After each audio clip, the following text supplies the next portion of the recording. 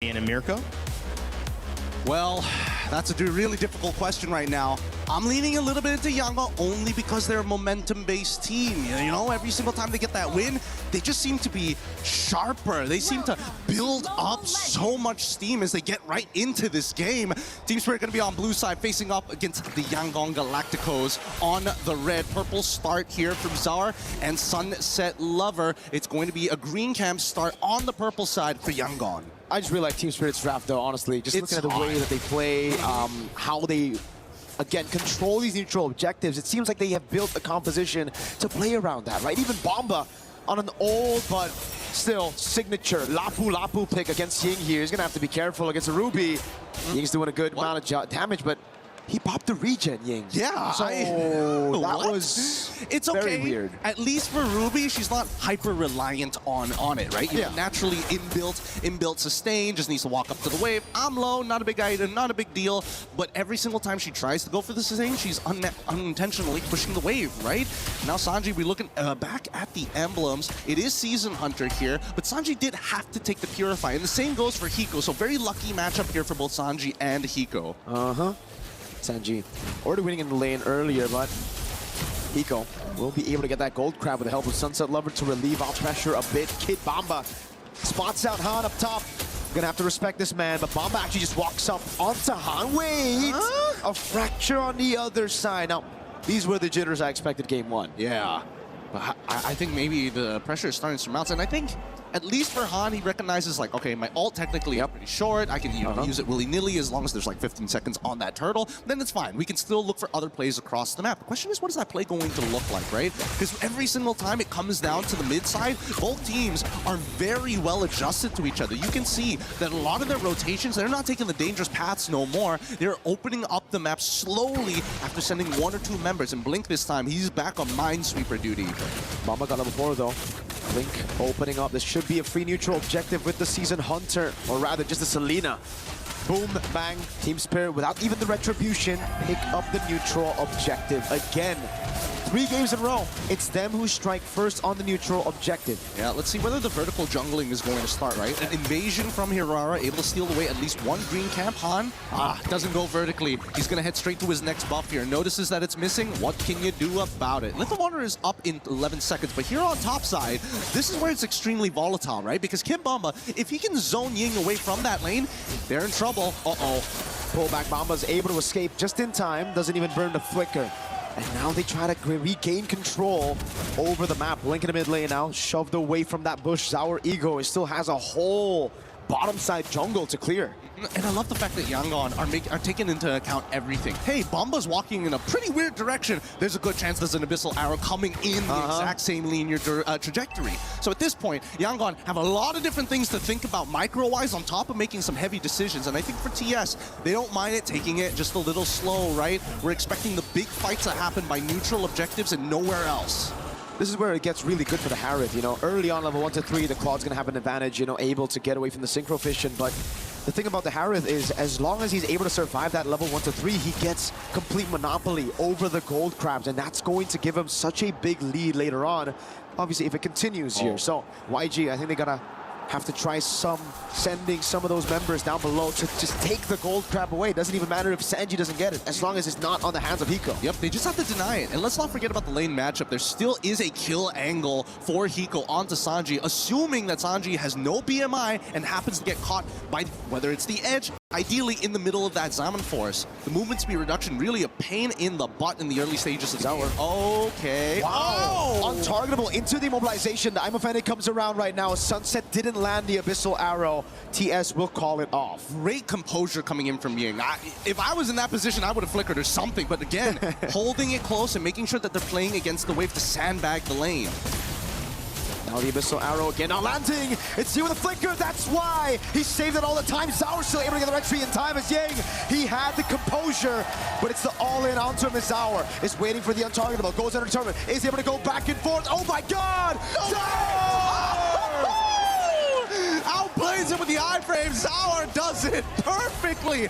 I really thought that maybe Whoa. he should die there, Oh and he my still God. survived. He's got the combo points. The Wonder Boy of ECA, Sour Egoist. First it was Blink, second attempt was Han. Both failed, and Baba takes the XP crab away. Now, this is a very similar rotation that we saw in game number 2 coming in from the Yangon Galacticos. Sunset Lover finds the punish, chunks Han out and says, you better go back to base. That orange buff, you're not going to get anywhere near it. And Sunset Lover is walking up to ensure that it's... Oh, hold on. Bit of an awkward time to go for a replay there. But coming back into this fight, the wombo combos, like we mentioned for this composition, they have to be on point. And Team Spirit understand they can't just fight willy-nilly. There's got to be a conversion area. I thought he was chopped, and then he gets the killing spree proc. And then what happened here? He was probably also screaming, Zaur! Zaur! Oh my god. It's accurate, even in slow motion. It's just crazy that the lethal ignition didn't proc the way. They just needed one more auto attack. It would have done the job. Now, the 2 flickers down on Sunset Lover and as well as Sawa at this stage of the game, but the rest of the team from Yangon Galacticos also about to get their own battle spells up. The major advantage really comes on to the multiple members of TS. From EXP all the way down to gold, everybody has found a slight advantage. Hiko is really becoming a problem though, right? He already held a monopoly over that gold crab. Now, he's taking the XP crab, putting him in a great position for Turtle 3. He's just a little itchy for these crabs, you know? Oh, Sour. Hey, hold on now. Hey, he's going to proxy the way very early on here, and look at the coverage coming in from the rest of TS, right? Han, if he can find this, that would be insane. Sour's so smart. Every single time, he never uses both the proxy, only just uses one to clear it out. That's why Han can't go in now. He's going to be spotted. Sour with the walk up again. He's going to go with the Retribution, and he wins it 50-50. As the missile arrow lands on Han, and now the rest of the team goes in. Sour, Wrath of the Dryad, JCC Ying, taken low, but not down just yet. Bomba walks up forward, gets the last hit. Now it's Sanji on Bomba, but Sawo playing a great position, holding it. Amazing mechanics, really amazing mechanics. Can they get a little bit more here? Because now, this is the position that Yangon always find themselves. Mid-tier 1 threatened, and Han has to give up his life for it too. Double immobilization from Sour. Han cannot be walking like that. Sunset with the capitalization, and now Kaize. It's going to be so difficult for him to find burst. Bomba's just taking it like a champ. Yep, and now from this point onwards, we're expecting TS to just skyrocket. Their stonks are getting bigger and bigger. The gold lead and deficit here for Yangon spreads very thin. Abyssal Rally connects here, but look at Sour. He wants to go in, and I'm pretty sure Sour's telling him, relax.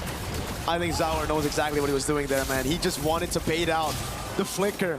That was really good CC immune by Bomba. Now the Wrath of the Dryad and the taunt over. That's going to completely lock down on Blink. Taking out a Sunset is going to be taken low, but is able to get away for a bit, baiting out some resources. Sour gets away from Ying.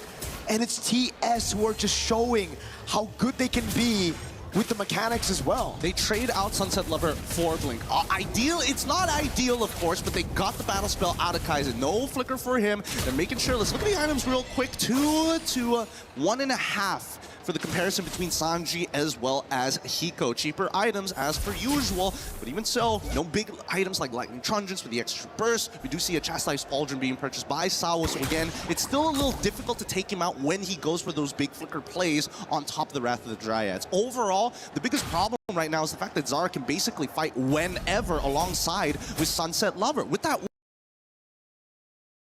War Axe, doesn't matter how low he gets chunked out, he will be able to heal back to full.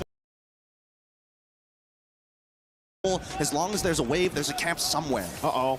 Careful, Sanji. Bomba with the Bravest Fighter! Jumps in with the Flicker as well. Now he's gonna be the Blazing Weapon. He's gonna get bursted down now with the Purify. It don't matter. When Bomba knocks, you just gotta react in time. Blake gets caught in the stun and the Dryad. The fight was already over before it even began. I mean, he's gonna try, but they're gonna get him here. Zard executes him underneath the turret like it was nothing. Fallen Maple, baby! He's so good. These young junglers are ridiculous. Whether it be Han, whether it be Zar, put him on something as overpowered as a Hirara, and it looks crazy. Bang. Bonk. You gotta give it a Kit Bomba here. And also, it's more of a mistake on Sanji for just not instantly purifying and getting out of that position. He held it for a little too long. And now it's a free neutral objective, 10-1. 6.4k gold lead. Bomba on the Lapu Lapu with Sunset stealing away camps, but you know, Hansa has Retribution. Still able to secure it. Fracture on the green camp, not giving anything away. But man, wait, Sara got a kill off camera on Kaise. Oh, during the replay. Oh my God. Yeah, just one shot him. Like, he is so strong right now. It's ridiculous. And he's maintaining these War Axe. He doesn't even have side piercer, right? He doesn't. He doesn't. That's why I say, Hirara, as soon as you hit level 15, you feel like an absolute monster, with or without the CDR, right? Just the natural damage that you have, and able to triple it every time you use one of those combo points. Zauer. There's a win. Bomba with a jump on the Bravest Fighter. Now on YG. Oh, no. there's instant CC immune to get out of that. I'm offended, Ying. Just cannot land those CC locks. Oh, and looking down the bot side, you can see that Han is trying his best to get a tier 2. Blink should survive here, but they might just end up losing a inhibitor. Yep. Good lord, good lord. I guess not. Losing a inhibitor. Yep. Good lord, good lord. I guess not. I guess no. I guess no. This is a really tough game. Really tough game for Yangon, right? Look at the items, bro. What does he have? What is he packing? I think he's already packing his 4th item at this stage, right? It's an 8k lead. I think 4,000 is like should be on Zara at this point. He's a 2-level lead against Han. He's stolen what? How many buffs at this point? 3 buffs at this point. It's been difficult. It's been pretty difficult. And Hiko just getting, hey guys, it's me, Feather Heaven. Where y'all at? Everybody's at 6 items. He's like, yeah, Feather Heaven. Guys, my investments are working out. Dude, I mean, for YG right now, there's literally nothing you can do. It's 11-1. You can only just wait in your base. It's a Eudora as well. Dude, he is nearly 10,000 extra damage ahead of Kaise, and somehow Han has not been able to find the big burst damage or the snowball that we were looking for. Holy, 4 items! Yeah. Oh, I thought maybe it was a little short on the roar, but good. No wonder.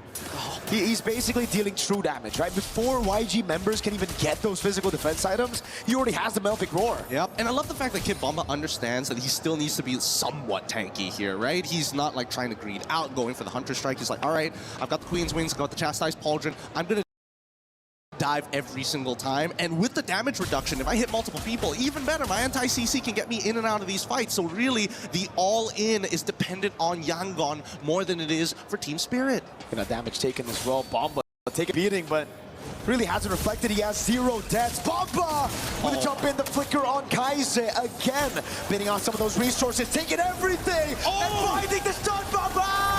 Oh, a mistake, and now they're gonna get punished for it. Ying goes down. Blink should be the next to fall here with an epically strong Hiko on top of it all. Like, if things could not get worse here in game number 3 for the momentum that Yangon built in game number 2, TS has completely shut it down. Bomba just took a 1v5, baited all the resources, everybody corralled in, and it didn't matter.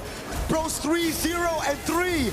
Now with the Bravest Fighter again, no flicker, so he can't go for that stun, but he's able to buy some time right now. The arrow lands in the back line, and it's gonna be Sunset, and Sour goes godlike. Han's gonna be taken down, and that's Team Spirit who leads the series 2-1. Yeah, that's a really big mistake there. Bomba jumps in, was not supposed to actually land the stun onto Sanji, and yet it did, forcing him to flicker out, and that costed